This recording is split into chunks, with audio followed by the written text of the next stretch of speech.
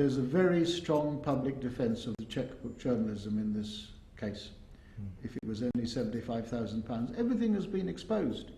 I mean, I have no problem with it. Even the great thalidomide scandal exposed by the Sunday Times, money changed hands. And if you consider that what the Telegraph paid to whoever provided these discs was about what the tabloids pay for the indiscretions of the wife of a disgraced politician. I mean, no, I have no problem with the Telegraph. I think the Telegraph has done brilliantly.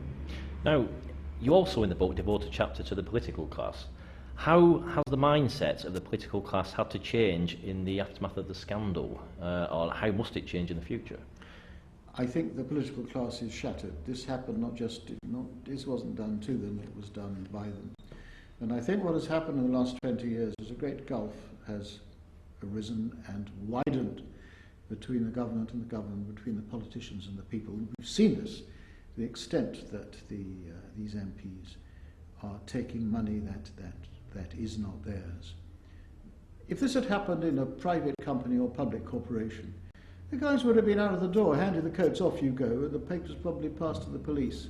So it was very slow to dawn on these people what was happening to them. But I think initially they said we acted within the rules. Well, who made the rules? They did. Who policed the rules? They did. Standards and Privileges Committee. I think they finally got it. It's sackcloth and ashes time. How do you think the Kelly Committee went about investigating? I think the Kelly Committee, we'll find in October, I think the Kelly Committee has been extremely fair. This Committee on Standards in Public Life is absolutely vital, and under the Labour government, especially Tony Blair, it was sidelined. Blair wasn't interested, he didn't want to know. This was a government that was elected on an issue of trust. This is after Hamilton and all that stuff, and I was involved in that.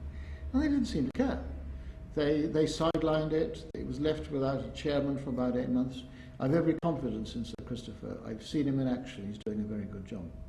Now, obviously, we've seen these expenses sheets on television and in the media blanked out. How do you think blanking out the expense information to the public, obviously we want transparency, and is this a fundamental prerequisite for a new and trustworthy democracy, not to have these things blanked out? The blanking out, what they call the redaction, was an absolute public relations disaster. What it said loud and clear is we're guilty as hell, but we're not going to let you know. And it followed on all these attempts to prevent the information getting in the public domain. Well, it is in the public domain. And they have to, after the Kelly Committee has reported, I expect a complete change of attitude. Well, we got a new speaker. But it's the House of Commons leadership let this happen. They were warned in 2002 by Dr. Tony Wright, the chairman of the Public Accounts Committee, that the next scandal was going to be MPs' expenses and they'd better deal with it now. And he claims no special prescience. But he said they waited and waited and waited until the sky fell in, and then it was too late. Now, in future party conferences with regards to the expenses scandal, what do you hope to see? And what do you hope the leaders are going to show, what sort of leadership on this issue? And how could the parties incorporate your blueprint into their own political parties? I think the parties are slowly getting it. I think the Lib Dems and the Tories have got it. I think the SNP was there a long time ago and blind. The problem is with Labour. This happened on their watch. They didn't understand the gravity of it.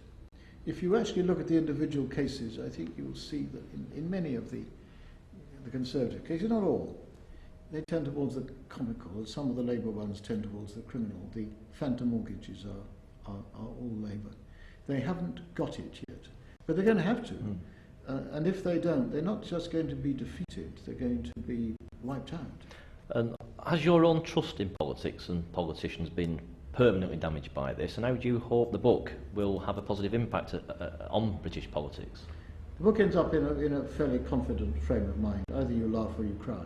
We can't go on as we have been. New rules are going to be in place. A new independent parliamentary standards authority is going to be in place. Half the present MPs are going to be gone at the next election. But it's going to take a long time. It's going to take, I think, at least 3 years before they begin to recover public confidence. They know. They're getting it on the doorstep all the time. Many MPs throughout the summer have hardly dared appear in their own constituency. There was one who was claimed for a mole trap, and he went to a charity lunch sometime in June, and on the menu he found mole pie. He didn't get the joke and he walked out. Well, they got to get it. You also say in the book, and I've not read all of it, but I've had a chance to have a quick look through, that the house had something of a Wild West reputation. It had too many villains and too few sheriffs, and that the laws turned out not to apply to the regulars in the saloon bar. Do you think the sheriffs have now established law and order in the house, or are things pretty much the same as they were before? I think it's touch and go. It depends on a number of things. It depends on the Kelly Committee. If the Kelly Committee is not happy with the new regulatory procedure, and it's already called it transitional, it has to demand something stronger. It depends on the characters of the new commissioners of the authority. They're appointed by the commission. They can be fired by the commission. This was the Elizabeth Filkin problem. I think we're going to know when the very first serious case comes along of an MP who has broken the rules and is found to have done so by the new authority, and if he's then defended by the House of Commons and its members and its committees, then it's time to start all over again. In fact, this is work in progress. There's a lot in here about the military, and as the military say, we have to crack on and get the job done. I think in the past, from my point of view, people have always accepted that people getting peerages and special favours donated, let's say, 50,000, £500,000 to a certain party's cause, that this has been accepted for a long time with the British public as, you know, you scratch my back, I'll scratch your back. Do you think that sort of thing has passed now? I think it's certainly been challenged. I think the cash for peerages affair, in which in the end there were no charges brought, had the commendable effect that you can no longer buy yourself a peerage. I think we're into a new world here. But goodness, it's taken a long time, and the cash for peerages was part of it. The MP's expenses scandal was part of it. But I think we're getting to the further shore, and I think, you know, we can again, possibly in 3 or 4 years, we can start to see the reputation of the House of Commons resurgent. Martin Bell, it's been an absolute pleasure talking to you, and I wish you all the best with your new book, A Very British Revolution. Thank you. Thank you, Martin.